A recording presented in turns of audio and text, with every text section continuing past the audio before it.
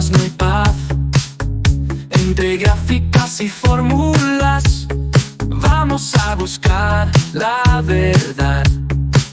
Con datos en mano empezamos, cada error y acierto anotamos. Con pasión y dedicación hacemos del mundo un lugar mejor. Somos el instituto, caminamos sin fin, con control de calidad. Bienvenidos en el perfil. Cada cálculo y estudio es nuestro ideal. Excelente, muchas gracias. En primer lugar, quería expresar mis agradecimientos a la Universidad Nacional Toribio Rodríguez de Mendoza, de Amazonas, y al Instituto de Investigación de Estudios Estadísticos y Control de Calidad por la gentil invitación. He disfrutado y espero que también contribuir a esta importante conferencia. Pensamiento estadístico, algunas delimitaciones y su posible construcción en la sala de clases. Estos primeros comentarios son del destacado estadístico David Moore. Varios de ellos me van a acompañar a lo largo de la presentación. La estadística no ha logrado un reconocimiento como campo independiente del saber. Este es el problema más grave que enfrenta nuestra disciplina. Hahn y Hoare describen el entorno actual en la industria como estadísticas sin estadísticos. Y lo mismo ocurre en el mundo académico. Cuando realizar un análisis estadístico ya no es una tarea que se vende, que se comercializa, ya que cualquiera con una computadora portátil puede hacerlo.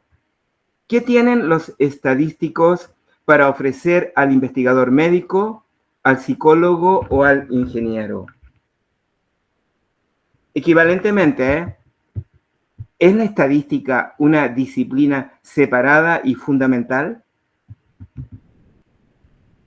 Hahn y Hoare dan una respuesta práctica a esta pregunta en un eslogan que debería ser el lema de la instrucción inicial. Es Moore quien está hablando. Pasar de los métodos estadísticos al pensamiento estadístico. Eso como un preámbulo. Veamos un poco unas ideas acerca de pensamiento. El pensamiento es el agente que enlaza los objetos del discurso, proporcionando racionalidad y coherencia en un sentido general, pero a la vez es peculiar y específico de cada universo de discurso, de cada ciencia, digámoslo. Por ejemplo, el pensamiento estadístico es propio de aquellos individuos que exhiben un grado de destreza en el análisis y estudio de los datos a través de objetos estadísticos o artefactos estadísticos, como se ha dado en llamar últimamente. El pensamiento matemático está fuertemente centrado sobre los objetos matemáticos y sus propiedades. Son dos tipos de pensamiento de naturaleza muy diferente. También Moore.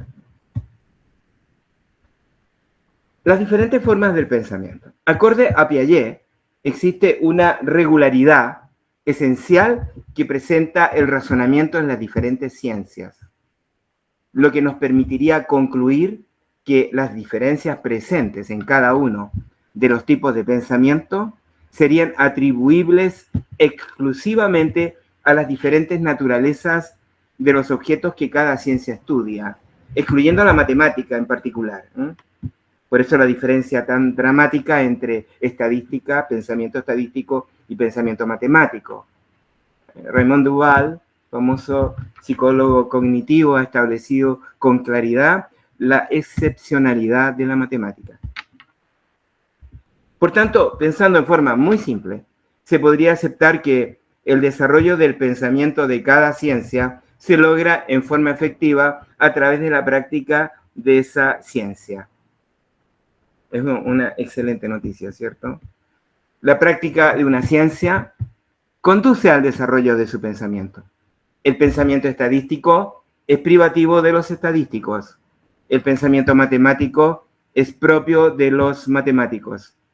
Frecuentemente esta comprensión de los tipos de pensamiento ha llevado a establecer afirmaciones tales como: ¿qué es estadística? Estadística es lo que hacen los estadísticos. Joseph Dahl, médico estadístico, en uno de sus libros. Hablemos acerca de los datos.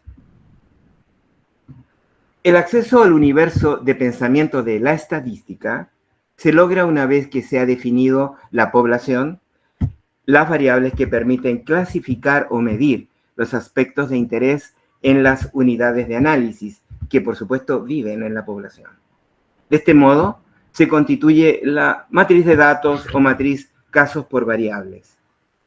La matriz de datos es el único medio que conecta el contexto donde habitan las unidades de análisis con el universo de pensamiento de la estadística.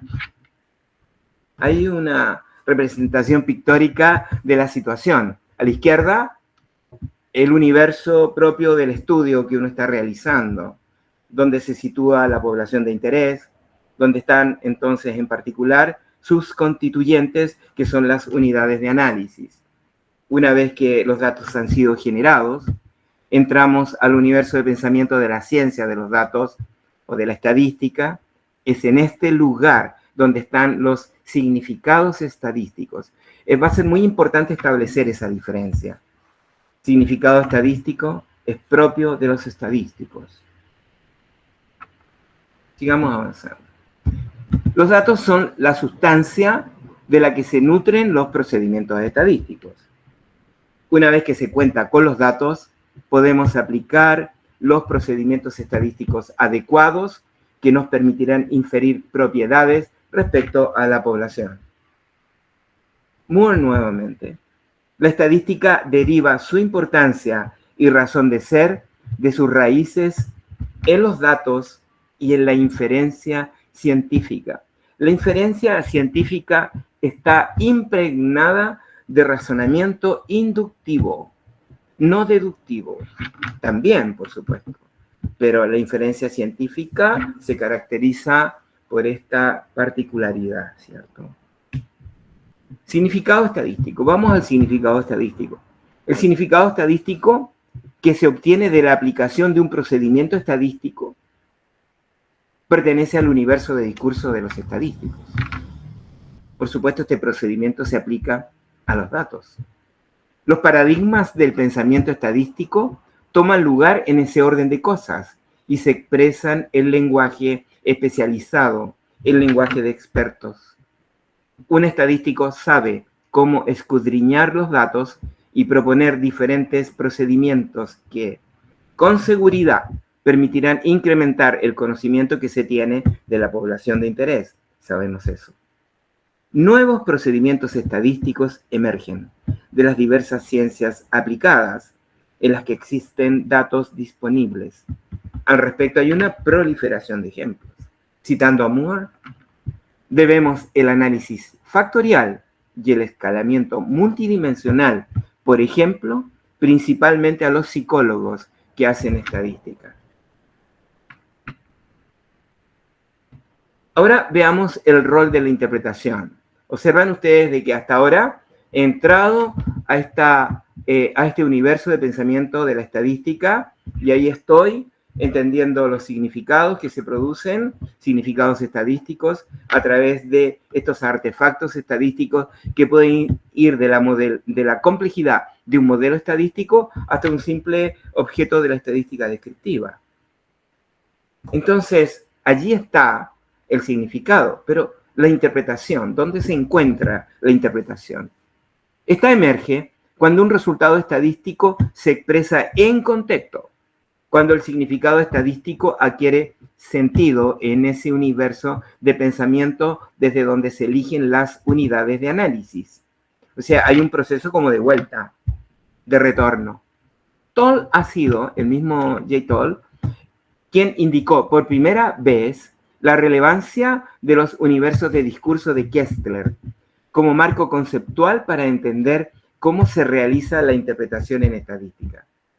Dice este estadístico: la explicación estadística ocurre cuando, para usar las palabras de Kestler, dos universos diferentes de fenómenos están conectados. Es salir de un fenómeno particular para comprenderlo. Esta relación de diferentes contextos entre sí es la esencia de la estadística inferencial. Es muy interesante este punto. Este elemento no es reproducible a través de algoritmos hasta ahora. Aquí está la situación que veíamos. Genero la data, la matriz de datos, los procedimientos aplicados, y bueno, ahora con toda ese significado estadístico, me devuelvo, interpreto sobre el universo que estoy estudiando.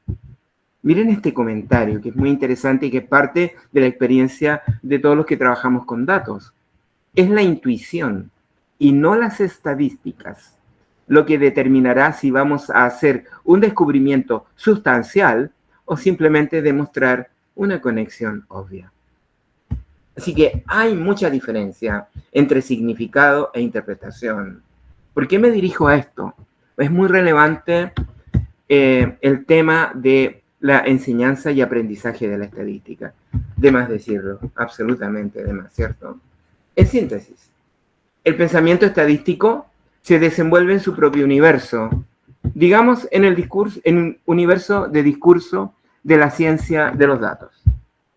Una vez extraídos los datos y aplicados los procedimientos estadísticos, el éxito se basa en parte en la capacidad del estadístico de interpretar en contexto los resultados que ya ha obtenido.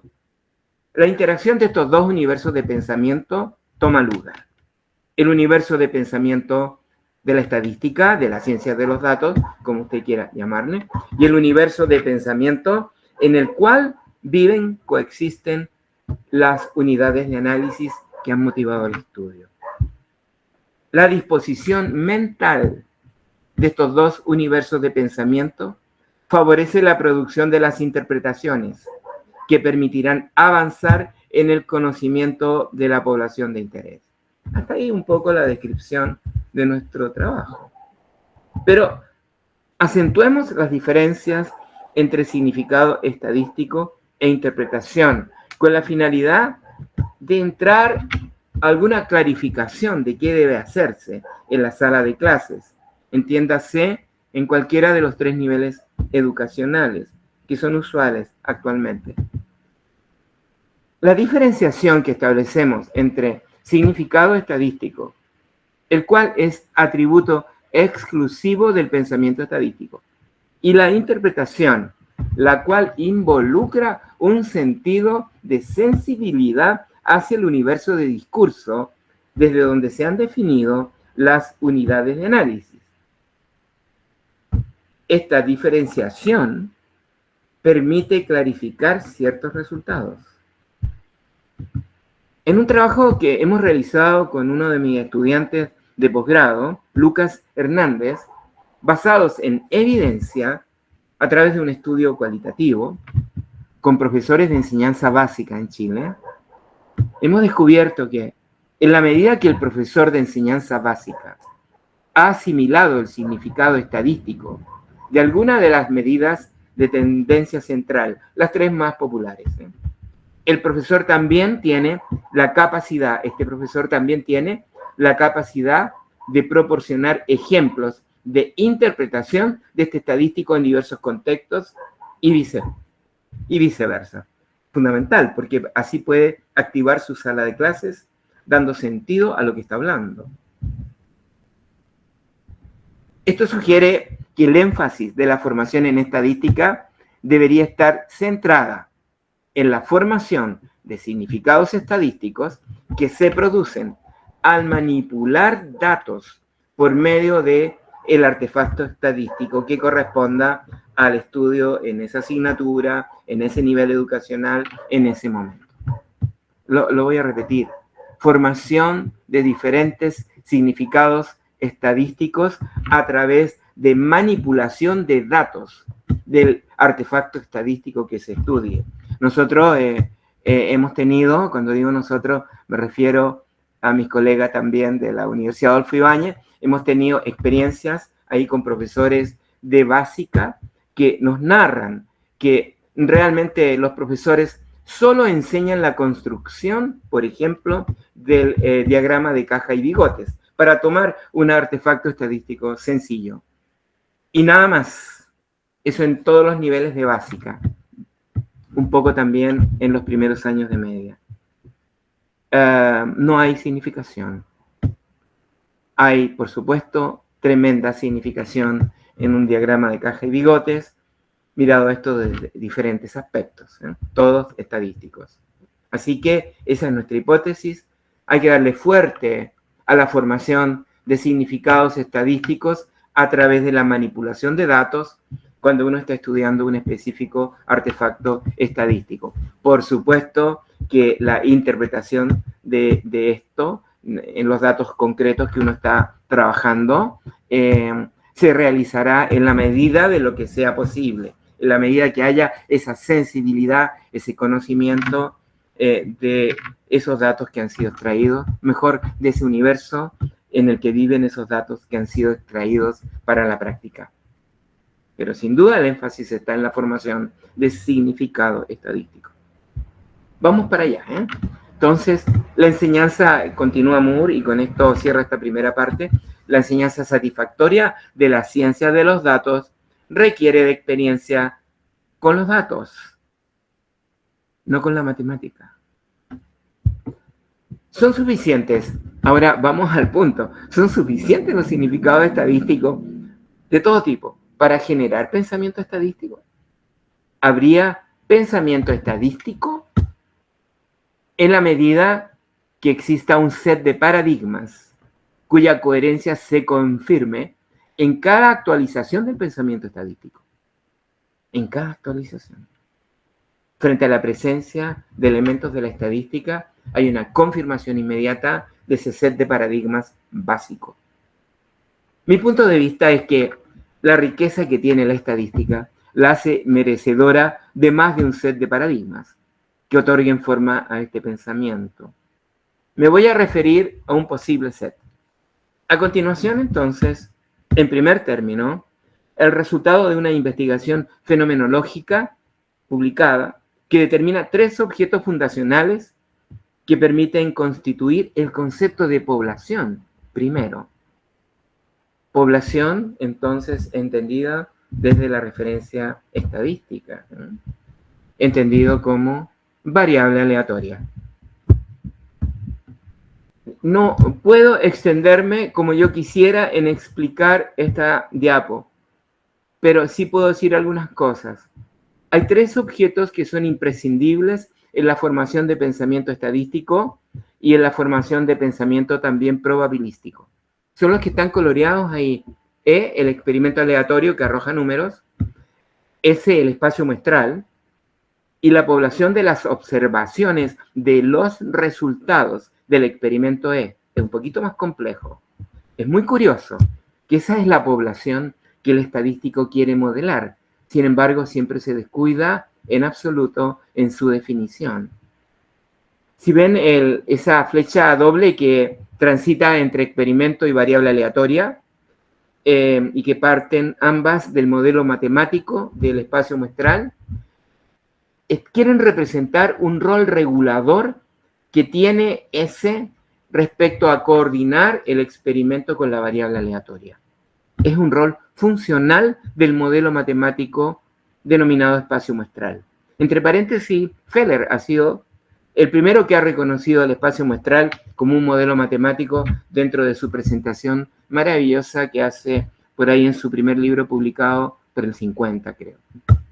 Ahora, la variable aleatoria aparece con esas flechas que conducen, aparecen para indicar 3 conceptos absolutamente distintos que viven, coexisten y se intercambian en una variable aleatoria. Primero, la representación de un número aleatorio, el cual es un fenómeno en la conciencia. Sugiero ver mi paper. La población de las observaciones de los resultados de E es una categoría de pensamiento y una observación particular de un resultado de E, particular pero no tanto, general, pero única, que constituye una percepción, tres naturalezas distintas. Es necesario profundizar en esto si uno quiere hablar de pensamiento. No es posible hacer investigación en pensamiento si no se hace a través de la observación del pensamiento, sin duda. Pero bueno, lo que quiero decir con esto es que la variable aleatoria como concepto triple, como población, como número aleatorio, como una observación puntual, eso es fundamental, debe estar. Son como algo así, como bases fundacionales del pensamiento estadístico. Pero ahora viene la propuesta. La ley de grandes números como paradigma. Se pueden hacer muchos comentarios acá. La ley de grandes números ha quedado absolutamente olvidada. Ojalá se retome. Pero aún así, cuando adquiere su rol, aparece al final de una serie de teoremas y propiedades matemáticas que sin duda aburren y desalientan a cualquier estudiante. La propuesta es levantar la LGN como paradigma desde una perspectiva que es razonamiento inductivo. Primero veamos lo que es, aquí está Feller. Feller habla de la probabilidad estadística, esa probabilidad como empírica, pero que uno observa que es en alguna forma constante, en el sentido de un límite que existe. Esto está extraído de Debord, un texto que se usa mucho últimamente, al menos en Chile. La evidencia empírica basada en los resultados de muchos experimentos. No está hablando de repetir el experimento, está hablando de muchos y variados experimentos que se repiten una y otra vez.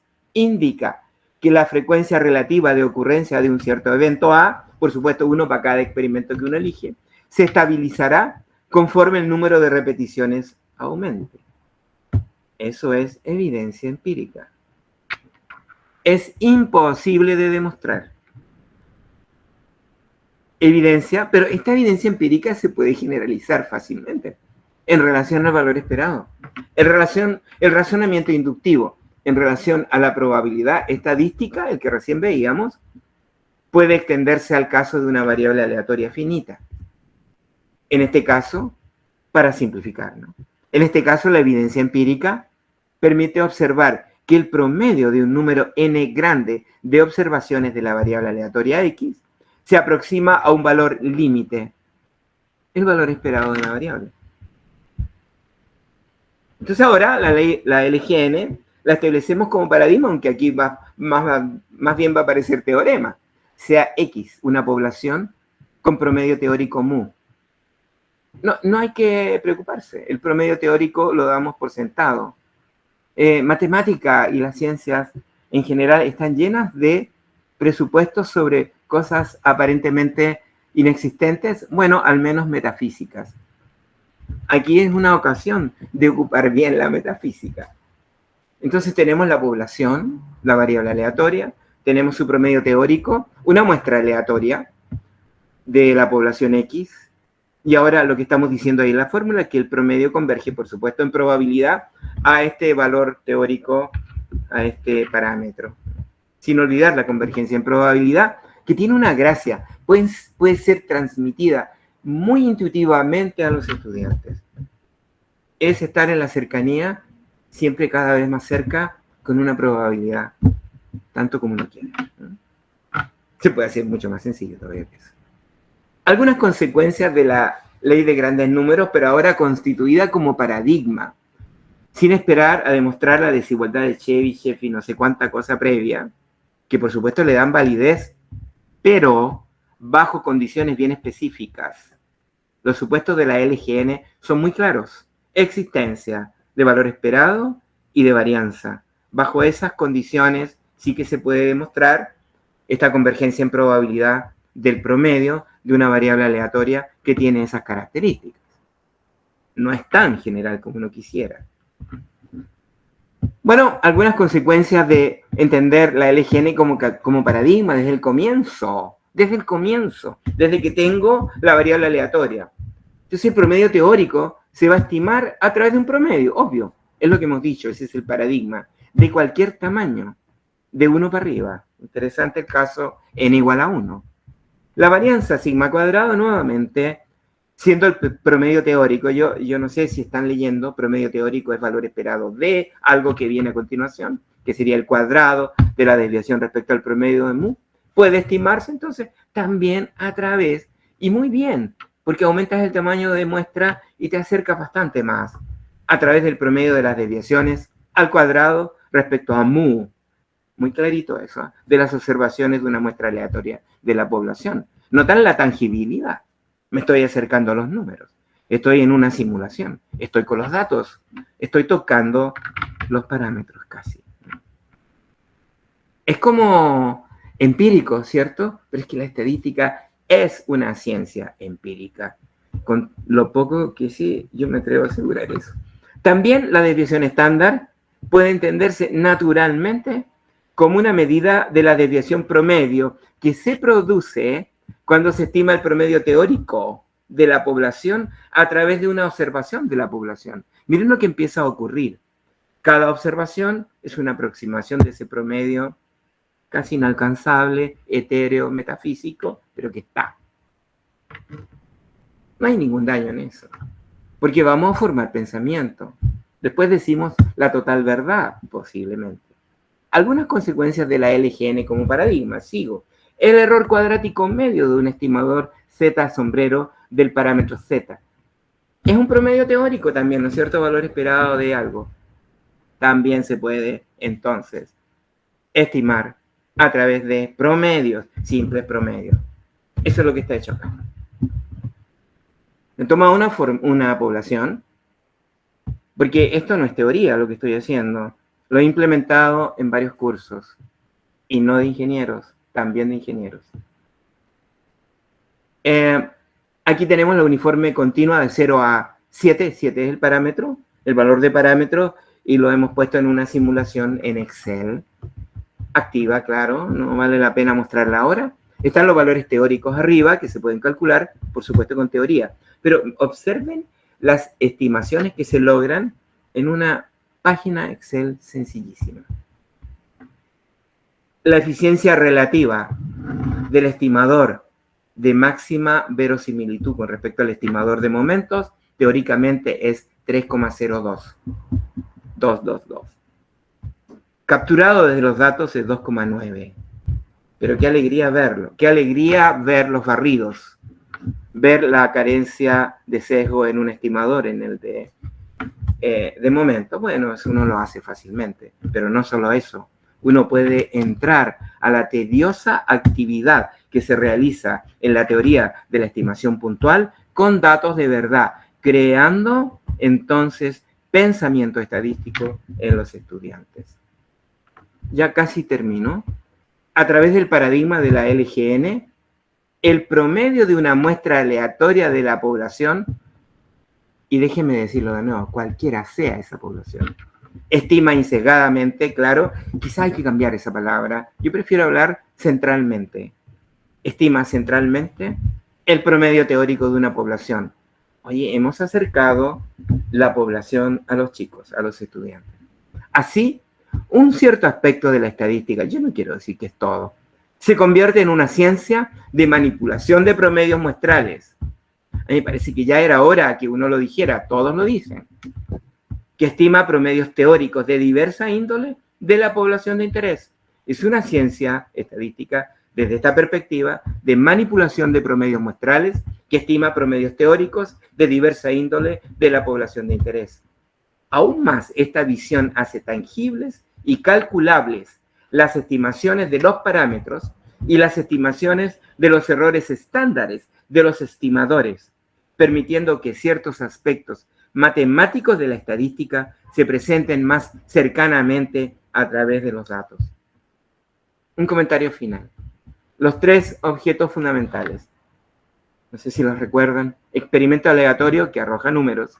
Población de las observaciones de los resultados de ese experimento aleatorio. Y espacio muestral, el ente regulador, que conecta con la variable aleatoria, junto a la LGN, formulada como paradigma podrían ser parte de un set de elementos conductores, drivers, del pensamiento estadístico.